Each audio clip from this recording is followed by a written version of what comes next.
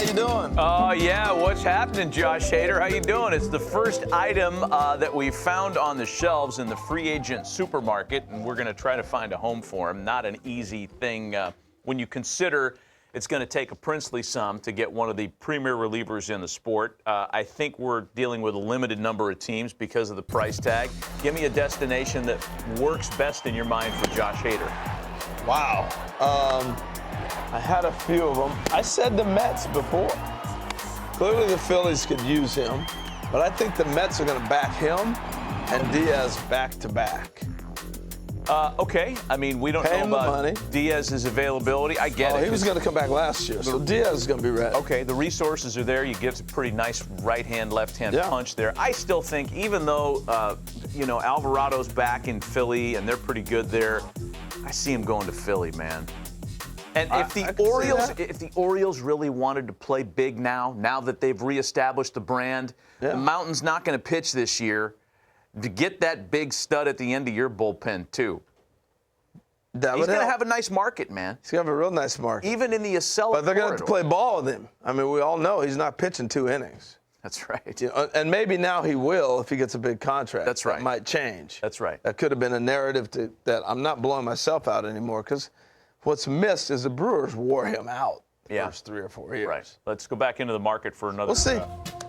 Clean up on aisle 7. I was nowhere near aisle 7. Well, Mr. Bomb for you this morning. Whit Merrifield. 2-hit Whit. A lineup connector, right? A good bat-to-ball guy. He can play outfield, as he showed us in Toronto. I love him. He's a good player. What do we got? I take him to the Mets, drop him at second base. I got McNeil. I can go wherever I want to do with him. You have everybody going to the Mets? A lot of folks, yeah. They got to turn it around.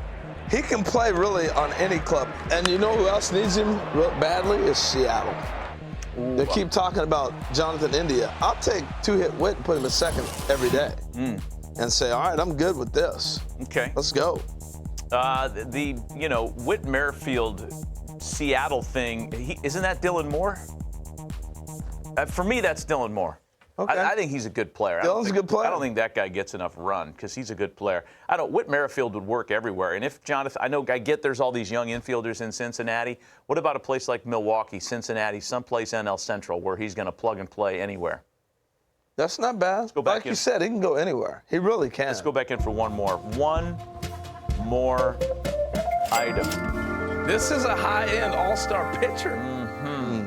Jordan Hicks. So it's kind of, I don't know that he comes at a great discount versus the princely sum we talked about for Josh Hader, but I don't think it's going to take as much. Where for Jordan Hicks? The usual suspects we were just talking about. If you put him in Philly, or if you put him, I don't necessarily throw him at the end of the game. I can use him a lot of places. All right, well, if that's the case then, what about the Angels for Jordan Hicks? Because I know that there were discussions at the deadline. That's a good one. Of bringing him aboard there when the Angels really tried to kind of salvage the season.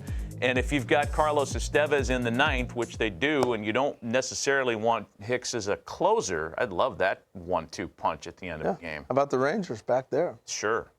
Bring everybody to the Rangers because that was a smoke and mirrors bullpen that won a World Series. It's a good time to be a free agent because there's so many holes in the game right now that guys can plug on teams. Usually there's 1 or 2 teams that somebody can go to. We're talking about 5 or 6 clubs. Yeah. Almost every guy.